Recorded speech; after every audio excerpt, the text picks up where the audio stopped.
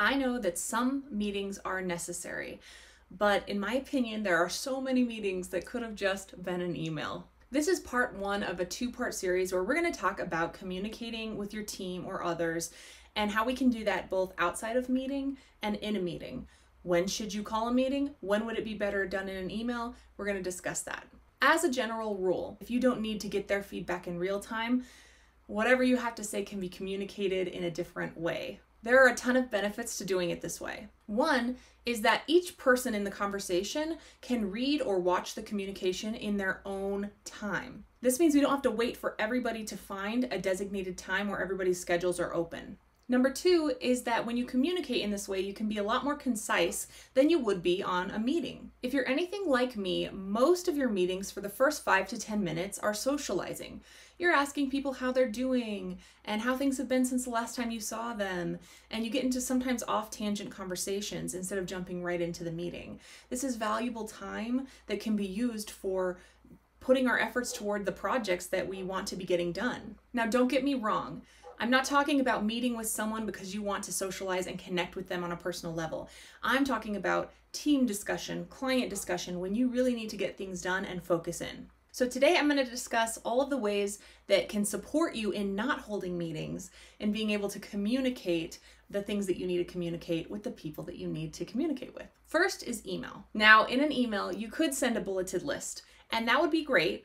But you know what would be better is if you just asked a singular question or communicated a singular idea to that person in an email. When we get emails, it can be really easy to get them lost in the shuffle, and especially if they have more than one item. So if you're asking one item or communicating one item, making one request, it's more likely that the person who's on the receiving end is going to be able to reply, respond, and to send you the information that you need. If you need to go a little bit more in depth, that's where this next tip comes into play, and that is to use Google Docs. And the reason that I love to do this is that you can communicate directly with someone within a Google Doc in their comments section. So a lot of people I talk to don't even know about this, but you can highlight a section of a Google document and you can comment to that person, use the @ symbol and their email address, and then assign the comment to them. They will get an email from Google that will reference to the document that you're referencing and will highlight that section that you're asking about. This has saved me so many meetings and come in handy so many times. So using a Google Doc, you can start keeping a bulleted list of some of the things that you want to talk about, and one by one go through and make comments and banter back and forth. Is banter the right word I want to use there? You can communicate back and forth with each other about some of these topics without it getting lost in the shuffle or buried in your inbox. The third tip or idea here is using a software like Slack. Slack is a really great tool to communicate things that need to be said immediately or as soon as they get back into the office. And I love Slack. You can use different channels and set them up for different types of projects. So let's say you have a sales team and you need to communicate directly with that sales team. You can set up a channel specifically for them in Slack and communicate with them and have it be private from everybody else on the team. It's also a really great place to have community, to celebrate each other.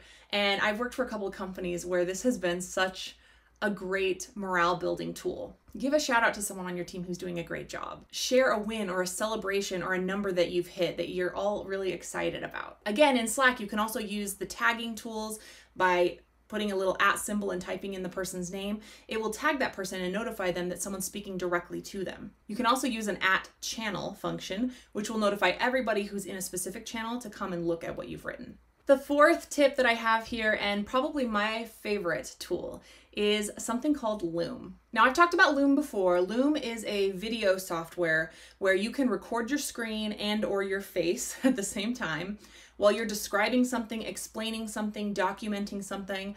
And then as soon as you hit stop, it will automatically upload itself to the platform, and all you have to do is hit the share button or copy and paste the link. With their free account, you can get up to 5 minutes at a time recording for free. I recommend getting a paid account. It's really worth it. It's a huge tool that I've used in my business in helping delegate and creating my ops manual.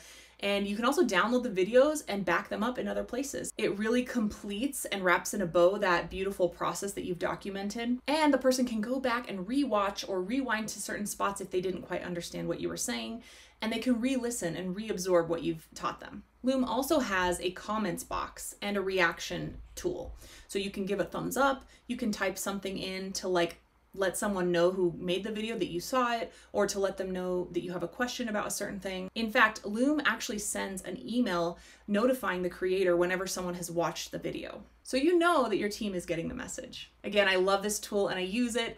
I will put a link in the description below if you want to check it out, and let me know how it goes for you. Let me know how you like it. So sometimes it could take days or even weeks to align everyone's schedule to the same day where everybody can be on the same page and available at the same time live in a meeting. These tools that I've shared with you will allow you to have some more of that personal connection in your delegating, in your communicating with people of your team or with your clients, and in ways that they can use on their own time. You might get a faster response from sending a Loom video than you would if you had to wait to schedule a meeting. In the next video in this series, we will discuss how to make your meetings more efficient, more effective, and shorter, so that you can get back to doing the work that you love to do and help save everybody's time. I hope this was helpful.